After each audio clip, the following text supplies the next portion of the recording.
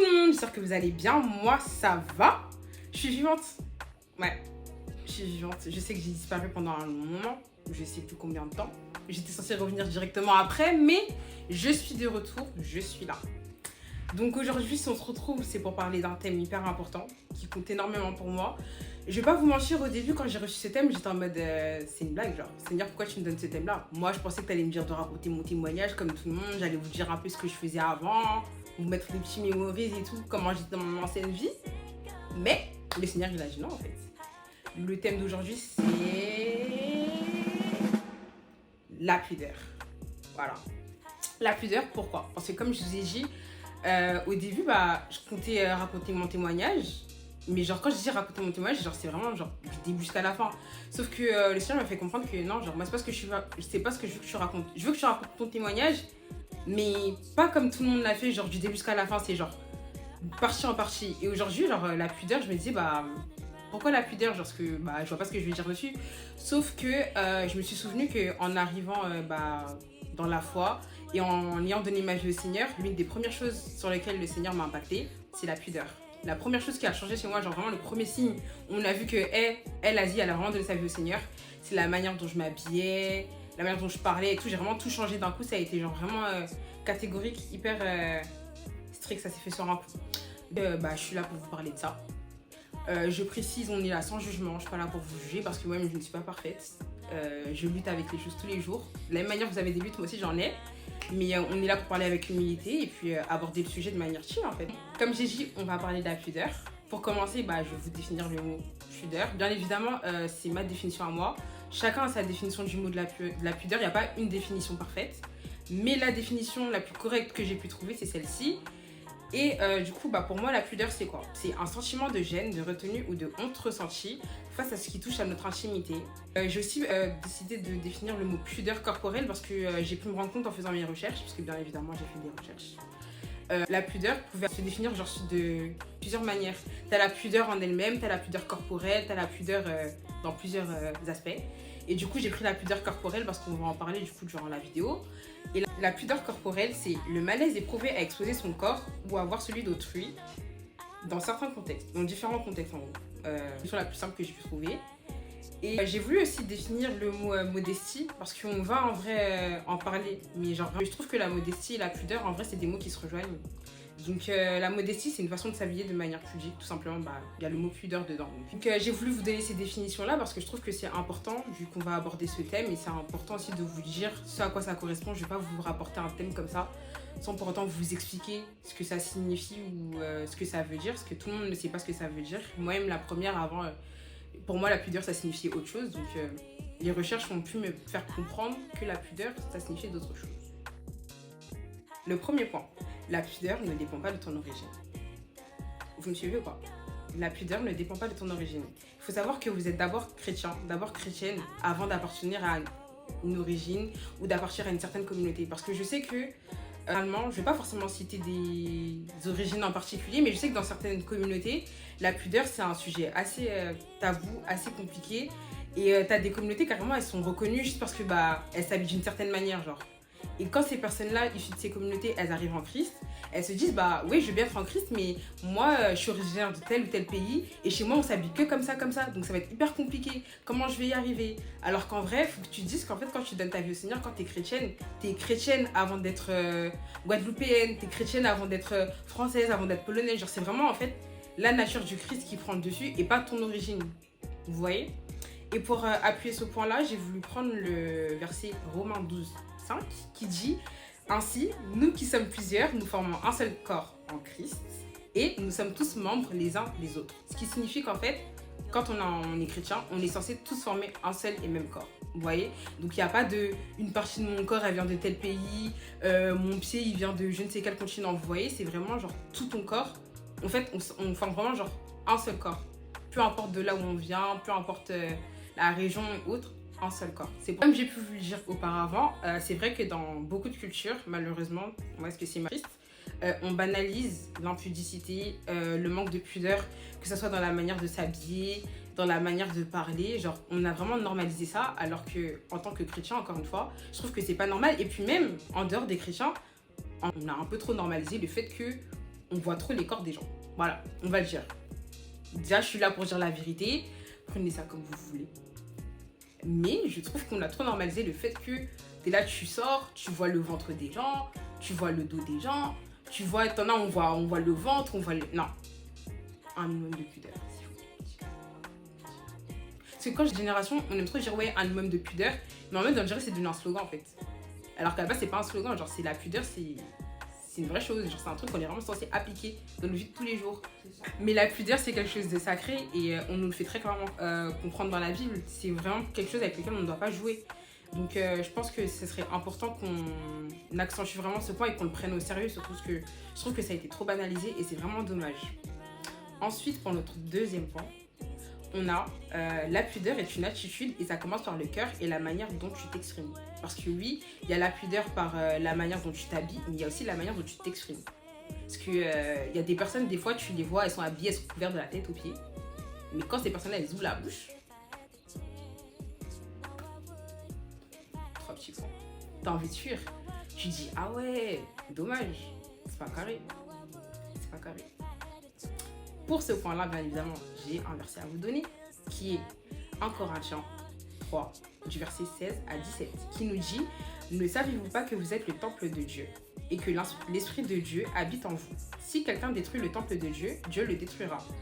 Car le temple de Dieu est saint et c'est ce que vous êtes. » On nous fait très clairement comprendre que nous sommes le temple du Saint-Esprit et qu'en tant que chrétiens, une fois que nous sommes en Christ, nous avons accès au Seigneur dans nos vies, le Saint-Esprit vient en nous. Et à partir du moment où le Saint-Esprit vient en toi, il y a des choses que tu ne peux plus faire, des vêtements que tu ne peux plus porter et des mots, des manières de parler, genre que tu ne peux plus garder. En fait, tu te dois de changer. Parce que sinon, soyons honnêtes, qu'est-ce qui te différencie d'une personne qui n'est pas du coup en Christ?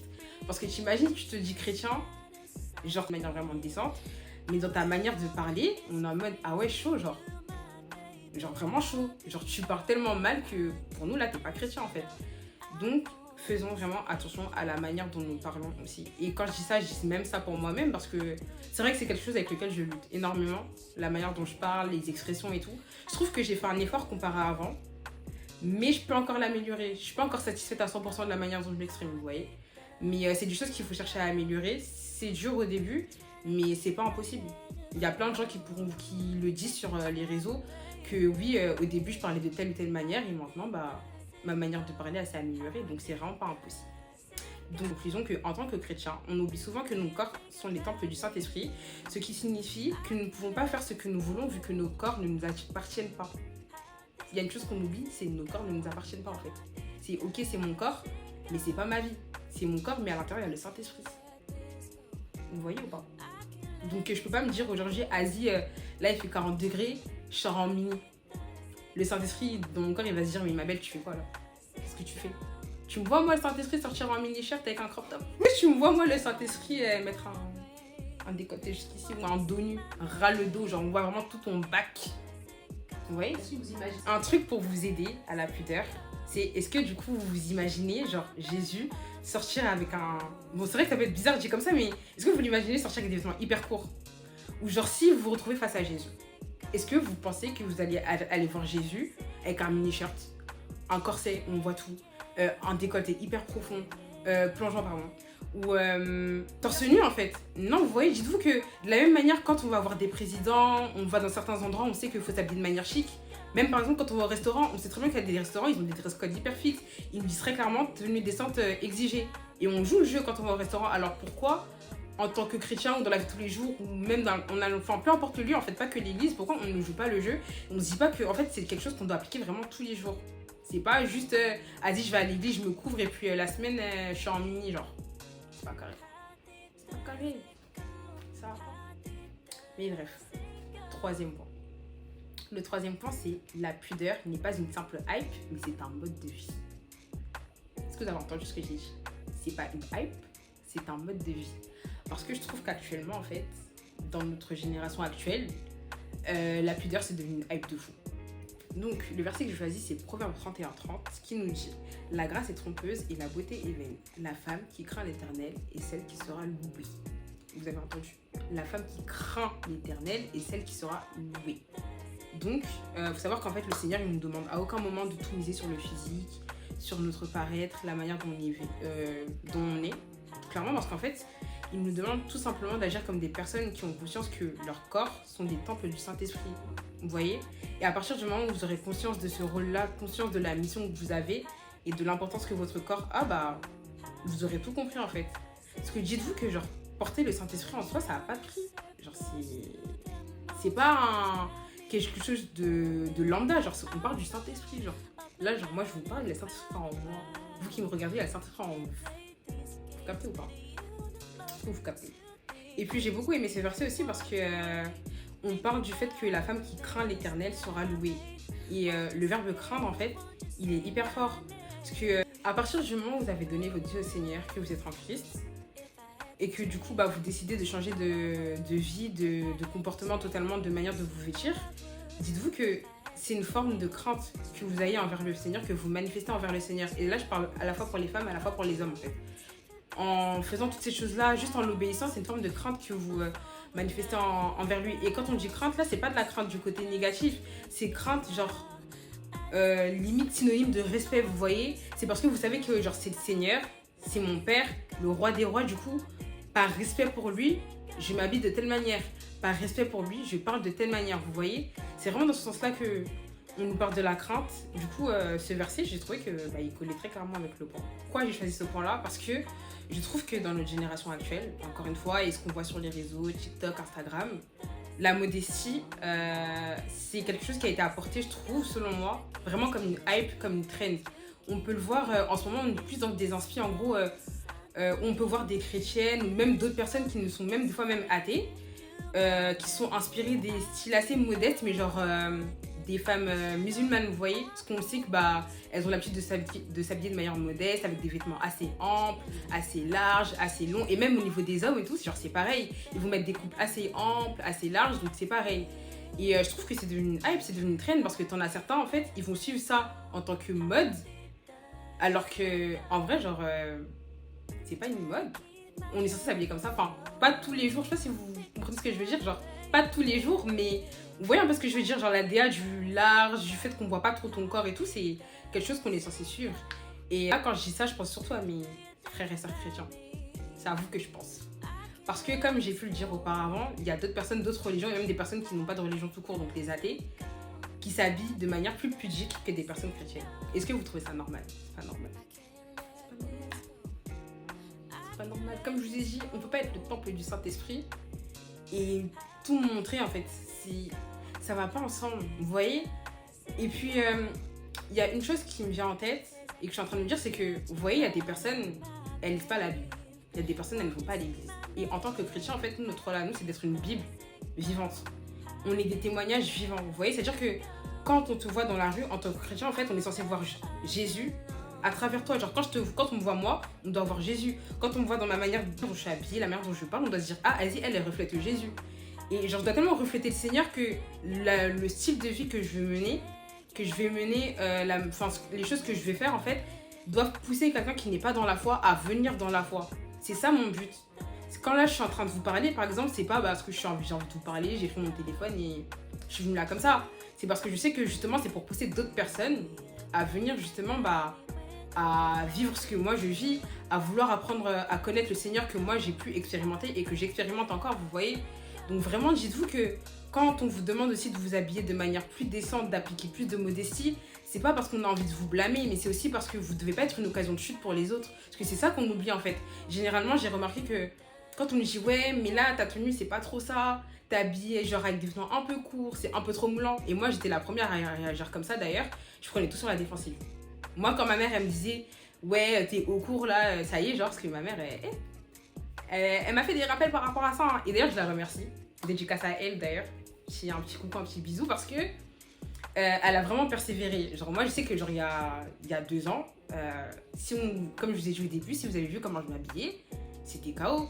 Pourtant j'allais à l'église, j'ai grandi dans une famille chrétienne, ça et tout, ma mère est en Christ, mon père, enfin vous voyez, genre j'ai vraiment le cercle qu'il faut. Mais quand ma mère elle me parlait de la pudeur, du fait que oui, mon corps est le temple du Saint-Esprit, j'étais en mode ouais, je lis le verset, mais ça rentre là, ça sort là. Mais le jour où j'ai vraiment réellement compris qu'en fait mon corps c'est le temple du Saint-Esprit, que le Saint-Esprit vient en moi, mais que je ne dois pas être aussi une occasion de chute pour les autres, je me suis dit, ok, il y a certains vêtements, je peux plus les mettre. Ok, il y a certains vêtements, j'aime comment ils sont, mais je ne peux plus les mettre. Non seulement pas parce que genre j'aime pas le vêtement, mais je me dis en fait là si quelqu'un me voit dans la rue, est-ce que je vais être une occasion de chute pour lui ou pas? Parce que toi tu peux te dire vas-y mais la robe elle est pas ouf, ou genre le fait que je sois torse nu c'est pas grave, genre c'est un torse, mais tu sais pas ce que ça fait. Genre il y a des femmes quand elles voient des garçons torse nu, elles sont en mode au niveau des pensées c'est chaud, vous voyez. T'as des hommes aussi, quand ils voient des femmes avec des vêtements assez courts, au niveau de leur pensée, c'est chaud. Et on a tous des luttes avec nos systèmes de pensée. Donc le but, c'est pas de rajouter des charges d'autres esprits impurs ou d'autres pensées impures, genre dans le système de pensée des autres, vous voyez. Le but aussi en tant que chrétien, c'est qu'on veille tous l'un sur l'autre. Qu'on soit tous bienveillants, qu'on soit tous amour. Et en tant que personne, du coup, qui est décidée d'être amour avec mon prochain, et du coup de veiller sur son bien-être et sur sa foi, sur sa vie tout entière, je me dois de faire attention à ce que je porte, de faire attention à la manière dont je parle, parce que je ne dois pas être une occasion de chute pour les autres. Vous voyez? Genre vraiment, en fait, quand vous allez genre vous habiller ou quand vous parlez et tout, essayez vraiment de vous poser la question de, ouais, là, si Jésus il était en face de moi, est-ce que j'aurais pu lui parler comme ça? Si Jésus il était assis à ma table, est-ce que j'aurais pu m'habiller comme ça? Est-ce que là, dans la manière dont je suis vêtue, la manière dont je m'exprime, est-ce que je suis une occasion de chute pour mon prochain, genre, vous voyez? En fait, faut vraiment pas qu'on soit altruiste, faut pas être égoïste, faut vraiment penser aux autres. Et c'est en pensant aux autres que vous allez vous dire, ah ok, même si moi ça me dérange pas, je sais que ça peut déranger quelqu'un, donc je dois changer, je dois y remédier. Vous voyez le truc ou pas? Donc voilà pour mes 3 petits points. Maintenant, j'ai envie de vous donner quelques petits conseils, quelques petits tips en vrai qui m'ont aidé moi personnellement et qui peuvent vous aider aussi, en tout cas je l'espère. Donc pour commencer, si du coup vous cherchez à entrer plutôt plus de modestie dans votre vie, dans votre manière dont vous habillez, ou à appliquer un peu plus de pudeur, à être plus pudique tout simplement, vous pouvez tout simplement commencer par refaire votre garde-robe petit à petit afin que votre style vestimentaire il change. Je sais que on est dans une société actuelle où on n'a pas tous les mêmes finances. Les vêtements ça coûte hyper cher, que ce soit chez les hommes ou chez les femmes, ça coûte hyper cher. Vous voyez? Donc refaire une garde-robe, c'est pas donné à tout le monde. Donc vous pouvez par exemple commencer à faire des petits tris et à vous dire quels vêtements je peux garder et quels vêtements dont je me débarrasse en fait, vous voyez. Moi je sais que c'est ce que j'ai fait du jour au lendemain, je sais pas ce qui s'est passé. Il y a une mouche qui m'a piqué comme ça, ou je sais pas quel insecte m'a piqué, mais en tout cas je me suis levée, j'ai fait un tri, j'ai regardé mon placard, tous les vêtements qui ne correspondaient plus avec la personne que je suis actuellement, je les ai virés. Au début, carrément je vais être honnête avec vous, je comptais revendre mes vêtements sur une plateforme dont je tairai le nom, mais en tout cas je comptais revendre mes vêtements parce que je me disais si je les mets plus, autant les revendre. Sauf que j'ai eu une petite pensée comme ça qui m'est venue, je me suis dit mais attends, si toi tu sais que ces vêtements là ils sont pas décents et que tu décides de ne plus les mettre, pourquoi tu décides de les vendre à d'autres personnes? Ça veut dire que toi tu acceptes du coup d'être pudique, mais tu pousses les autres à être impudiques. Et à partir du moment où cette pensée elle m'est venue, je me suis dit en fait je peux pas donner des vêtements impudiques à d'autres personnes, parce que du coup c'est à dire que moi ok j'ai eu la révélation, le Saint-Esprit a su m'aider, me convaincre que je devais changer ma manière de m'habiller, mais je pousse d'autres femmes à rester encore dans l'impudicité et c'est pas le but. C'est pour ça que j'ai fait le choix du coup de me débarrasser de ces vêtements là. Je suis pas forcément fière d'avoir jeté des habits parce que ça reste des habits et j'ai investi dedans. Le deuxième point c'est ne jetez pas forcément tous vos vêtements, mais cherchez à les recycler. Parce que c'est vrai qu'au premier point, j'ai pu dire oui, vous pouvez vous débarrasser de vos vêtements, mais une chose que j'ai faite aussi, c'est qu'il y a le recyclage. Vous voyez les grosses bennes où on va vous dire oui, venez donner tous vos vêtements que vous ne mettez plus, ou même des vêtements usés, des chaussures usées, dites-vous que quand vous les mettez au recyclage, on va recycler vos vêtements. Donc au moins, vous savez que ça sera pas forcément des personnes qui vont les mettre tels qu'ils sont, mais au moins les vêtements vont être recyclés. Donc ce qui fait que au moins, c'est écologique. Les vêtements ne vont pas à la poubelle, dans un sac poubelle noir comme ça, et puis vous savez pas où ça finit. Au moins, vous savez que c'est recyclé, que ça peut servir à faire d'autres choses, d'autres vêtements. Donc, ne jetez pas forcément vos vêtements, mais cherchez à les recycler. Mais en tout cas, faites un tri. Ensuite, autre tips, optez pour le layering, ce qui signifie superposition de vêtements. En gros, peut-être pas en été sous canicule, enfin, vous pouvez peut-être, mais par exemple, si vous avez genre... là je vais parler pour les femmes, si vous avez une robe et tout à bretelles et que des côtés il est plongeant, que vous avez un dos nu, vous pouvez mettre genre un t-shirt en dessous, manches courtes, manches longues, vous connaissez les techniques. Pareil pour les hommes, je sais que j'ai vu beaucoup d'hommes mettre des t-shirts manches longues et par-dessus mettre un t-shirt manches courtes, vous voyez, parce qu'il y en a qui n'aiment pas montrer leurs bras par exemple. Ou si vous avez des t-shirts, enfin des tuniques ou des chemises ou des robes un peu courtes, t'en as qui vont te mettre des leggings en dessous. Comme ça évite qu'on voit les jambes ou genre des sortes de cyclistes mais assez longs, genre jusqu'au genou. Enfin, vous voyez, il y a plein de trucs. Ou quand vous mettez des vêtements assez moulants, par exemple, bah, vous pouvez mettre une veste longue, une surchemise. Vous voyez, il y a vraiment plein de possibilités. Vous n'êtes pas forcément obligé du coup de jeter vos vêtements, comme je vous l'ai dit, vous pouvez les garder, mais à vous en fait de rejouer de matcher en fait. De matcher selon vos goûts et selon ce que ça peut donner, vous voyez. Donc vous pouvez vraiment faire plein de trucs avec. Il y a du choix. Ensuite, un autre point hyper important, ne cherchez pas à ressembler aux autres, mais cherchez à avoir un style qui vous ressemble. Parce que je sais que quand on parle de la pudeur, de la modestie, et ça a été mon partage très clairement, on se retrouve perdu. T'es en mode, du jour au lendemain, tu vas arrêter un certain style vestimentaire pour aller vers un autre style vestimentaire. Et du coup, tu te retrouves perdu, t'es en mode, comment je vais m'habiller. Du coup, tu cherches un peu à voir ce que les autres y font.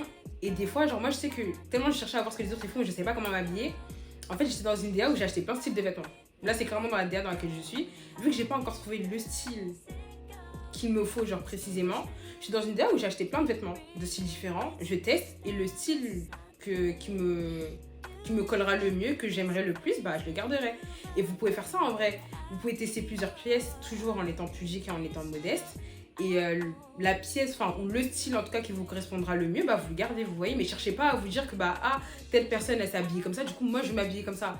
Vous pouvez vous inspirer, mais cherchez à garder votre touche, genre la touche qui fait que ça me ressemble.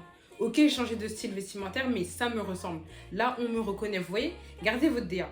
Même si vous êtes extravagant, dites-vous que juste le fait que vous ayez cette extravagance-là, ça va rajouter un plus. Parce que oui, d'ailleurs, on peut être modeste, pudique, en étant extravagant. Retenez, parce que t'en as beaucoup qui pensent que ça va pas ensemble, mais l'extravagance ne rime pas avec l'impudicité. Pas du tout. Carrément, je trouve que même c'est deux choses qui vont grave bien ensemble. Et j'aime beaucoup, d'ailleurs, je vous donnerai des personnes, des petits comptes à aller suivre. Sur les réseaux, vous pourrez trouver des inspirations de look et tout. De looks différents en fonction de ce que vous aimez, mais il y a des personnes que je citerai par exemple qui ont des looks assez extravagants. Et carrément, quand je dis ça, même c'est un compliment parce que ces personnes-là, en fait, elles te montrent à quel point tu peux être pudique tout en étant hyper stylé, genre en étant hyper extravagant, en ayant des looks genre hyper décalés. Et franchement, ces personnes-là, allez les suivre. Et du coup, je vais vous donner leur nom. On arrive au dernier point, en fait, au dernier conseil, au dernier tips. Moi, je crois que je vous mettrai les Instagram. Je sais pas si je mettrai en barre d'infos. Comme ça, vous pourrez aller directement. Donc, vous avez Naze Tail. Ensuite, vous avez Rebecca Luyeye. En fait, cette dame, pépite. Vous voyez, quand je vous parlais d'extravagance tout à l'heure, c'est d'elle que je parlais. Parce que je la trouve extravagante. Mais quand je dis ça, c'est pas en mode un défaut ou un truc mauvais. Hein. C'est vraiment, elle est extravagante. Mais son style, en fait, c'est son style à elle. Genre, quand moi, on me dit, ouais, Rebecca, maintenant, tu la reconnais, je suis en mode, ouais, Rebecca, c'est la femme qui s'habille comme ça, comme ceci, comme cela. Elle a une DA, cette dame. En fait, Rebecca, franchement, si tu vois cette vidéo, Yaya, merci. Merci. Parce que la manière dont elle s'habille, elle est pudique, elle est modeste, elle est stylée, elle est fashion, elle est swag, même si je peux vous dire ça. Genre, elle s'habille trop bien. Vraiment, genre, quand je vois ces photos, je suis en mode, mais à chaque fois, je me dis qu'elle peut pas faire mieux, elle fait mieux, en fait. Elle va vraiment au-delà de mes attentes. Vraiment, cette dame, allez la suivre. Et puis, elle fait du contenu, d'ailleurs.